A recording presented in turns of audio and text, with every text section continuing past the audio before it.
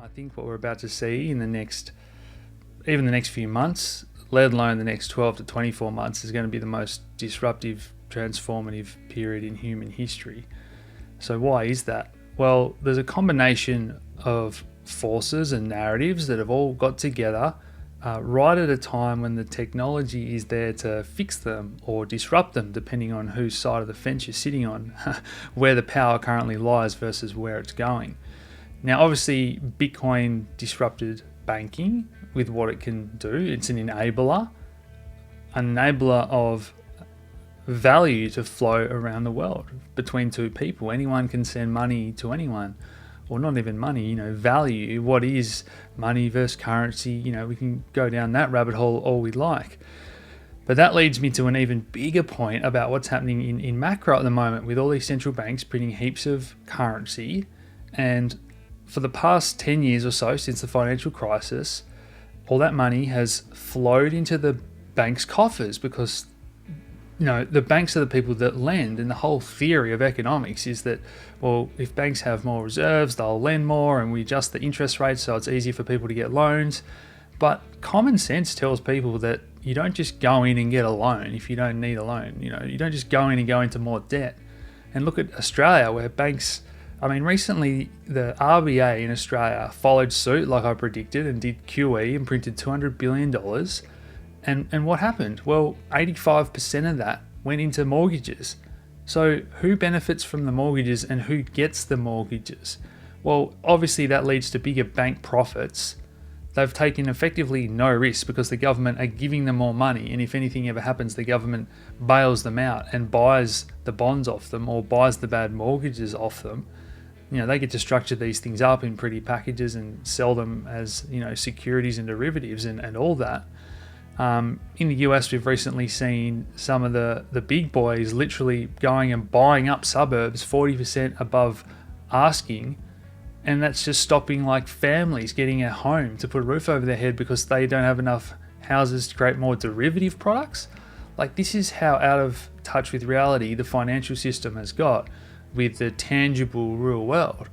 And so that's maybe a local example in the US or Australia.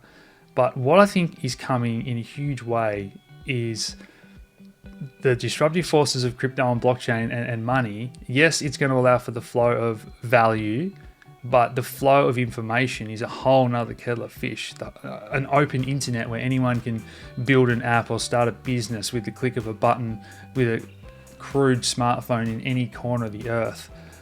People are going to be playing games. Look at what Axie Infinity's done.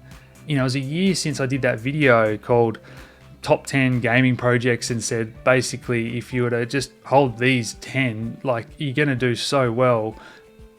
You don't have to try and find the next 1000x hidden gem, and just look at Engine, Decentraland, Axie Infinity, Red Fox Labs, the list goes on. And that space is just scratching the surface, NFTs and virtual worlds that we're going to live in. But what Axie Infinity has showed us is that these people can make a living.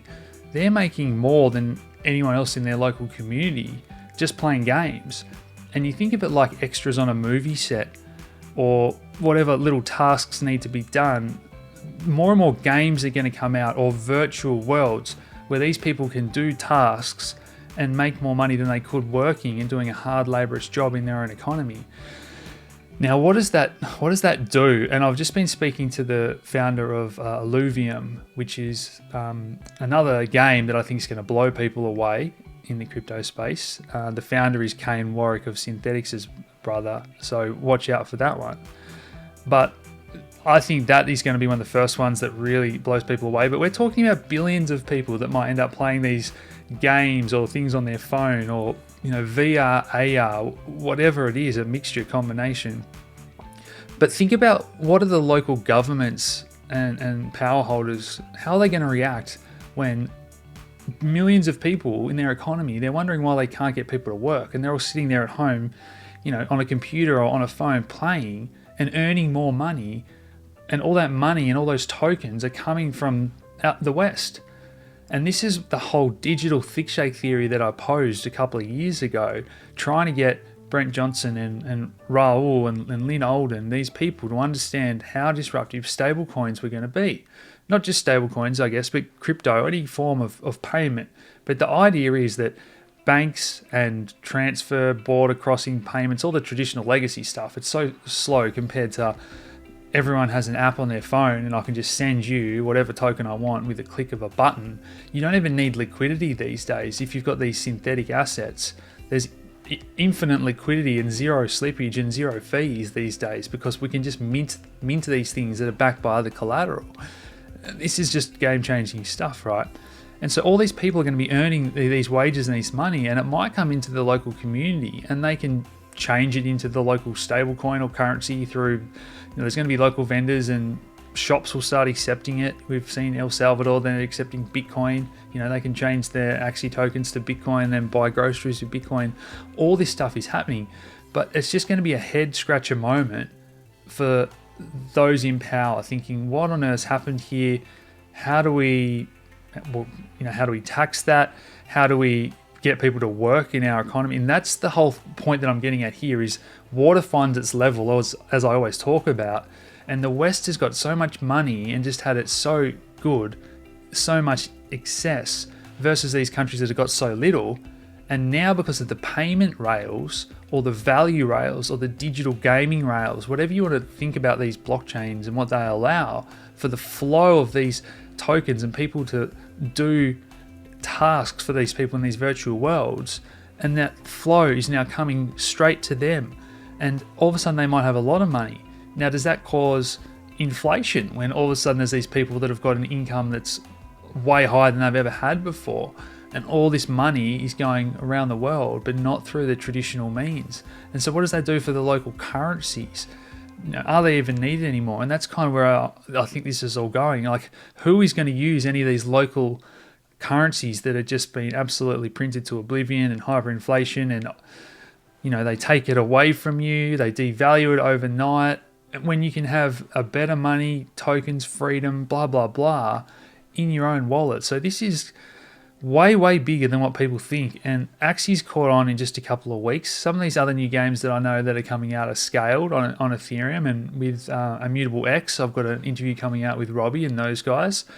So this is just all happening so fast. I honestly believe in the next 3 months, we could see millions of people playing, working, living in these virtual worlds and games.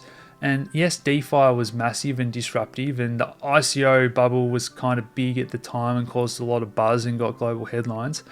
But I think what we're about to see is the biggest yet. It is so transformative. I think you're kind of picking up what I'm putting down here in the fact that anyone now can start to do these, take advantage of these opportunities. Like we saw in the world of DeFi farming, when everyone has these big incentives and rewards at the start to get users and eyeballs and attention, that's all coming from the gaming space. And a lot of the traditional gamers are now moving into this space, and they've got a heap of money. Maybe they've got $1 billion of farming rewards.